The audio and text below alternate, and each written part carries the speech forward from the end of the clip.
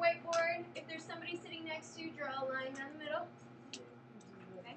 All right, we're going to do some practice problems on that as well as going over these notes.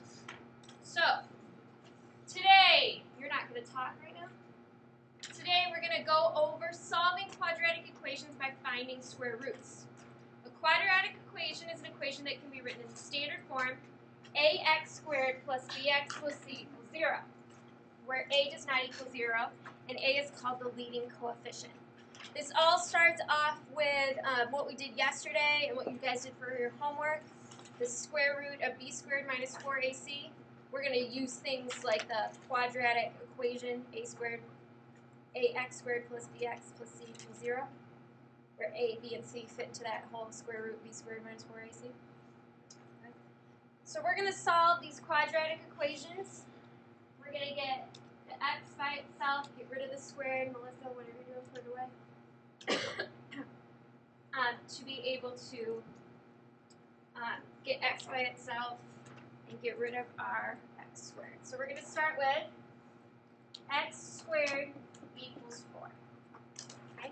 In order to get rid of your x squared, we're going to take the square root of both sides. You know how if we have something that's like 3x equals 12, we divide both sides by 3? In this case, we're taking the square root of both sides. Okay? So we get x equals plus or minus 2.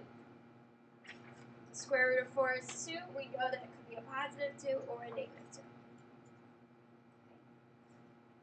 Let's look at another one. We've got n squared equals 5. This is where you probably need a calculator.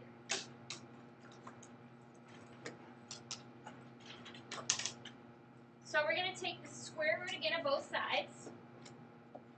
And we get n equals the square root of 5, but we know we can do better than that. We're going to get n equals plus or minus.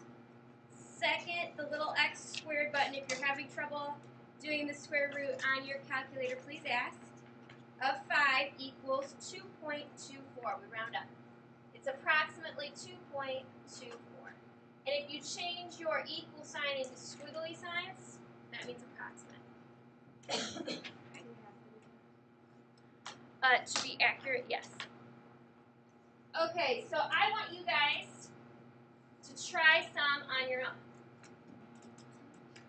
All right, ladies and gentlemen, we're going to scroll down so I can figure out where to put mine. Let's look at example 2.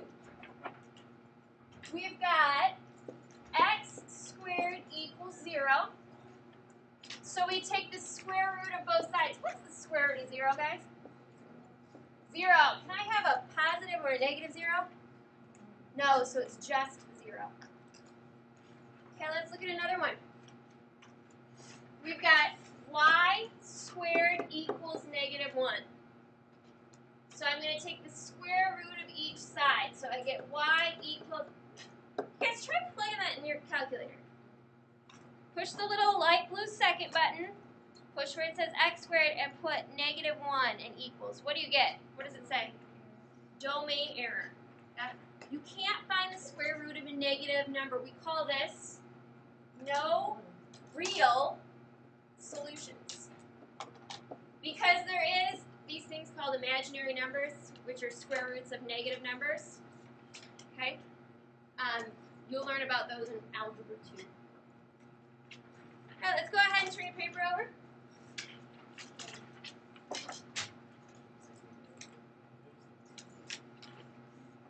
We've got 3x squared minus 48 equals 0. So we've got to get all the numbers on one side and x squared on the other side. Okay? So the first thing I'm going to do is I'm going to add 48 to both sides.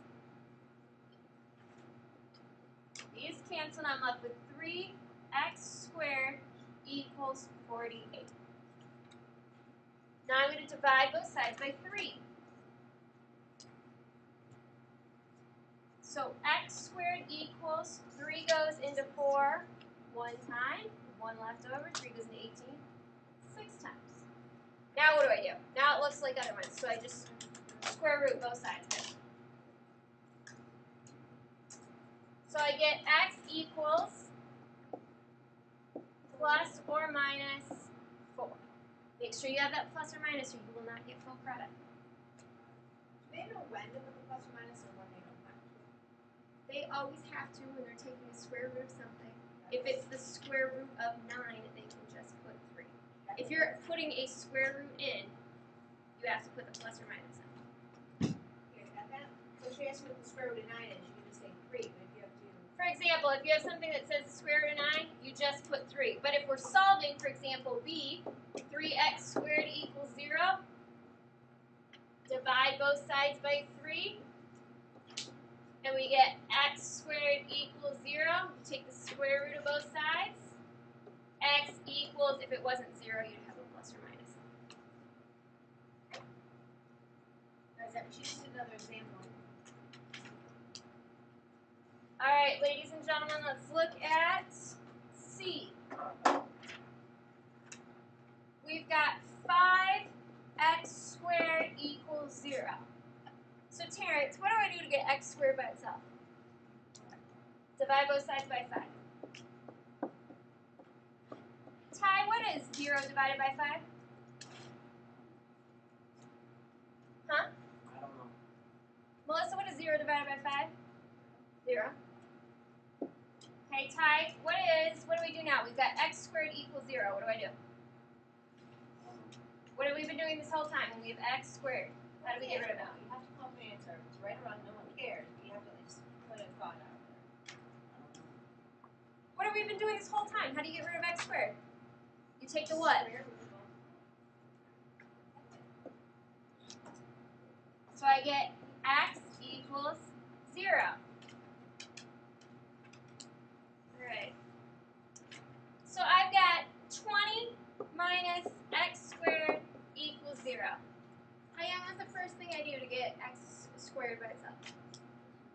Subtract 20, thank you. So I get negative x squared equals negative 20. Safaria, what do I do now? What's in front of the x squared? So what do I do to get rid of it? Divide. Because it's like it's a negative 1. So I divide both sides by a negative 1. And I get x squared equals positive 20. Jalen, what do I do now to get rid of that x squared? Take the square root of both sides. So this is what I'm going to get out my calculator because I know that 20 isn't a perfect square. So I go second x squared, which gives me a square root sign. 20 equals 4.47.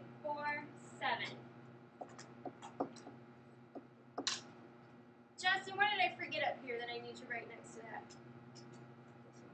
Plus or minus. And remember, it's approximate, so we make the little approximate sign. Okay. All right, ladies and gentlemen, we're going to go to our last problem. We've got an engineering student is a contestant in an egg dropping contest. The goal is to create a container for an egg so it can be dropped from a height of 32 feet without breaking. Write a model for the egg's height. Disregard air resistance. Okay, so this is important. T stands for time. S stands for start height. Okay? I know you think H. H must be height. That's what I'm supposed to put 32 in. You're not. You're supposed to put it in for S.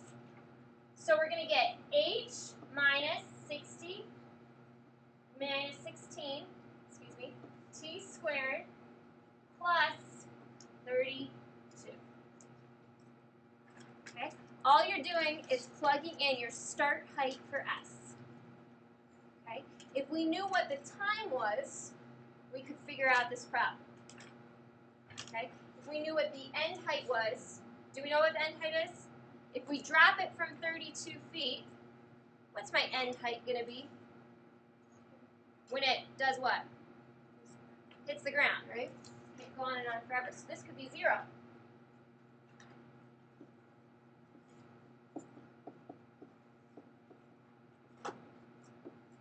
Can we solve it now? Let's try this. Subtract 32 from each side. These cancel. I'm given negative 32 equals negative 16t squared. Now what do I do to get t alone? Divide. Good. Divide both sides by negative 16, and I get a positive 2 equals t squared. Now what do I do to find out what t is? Square root both sides. Good. And I get t equals, and this is when I want to take out my handy dandy calculator, second square root 2, and I get 1.41. So this is approximately plus or minus 1.41. Here's my question. Does negative seconds make sense? No, so it's got to be positive 1.41 seconds.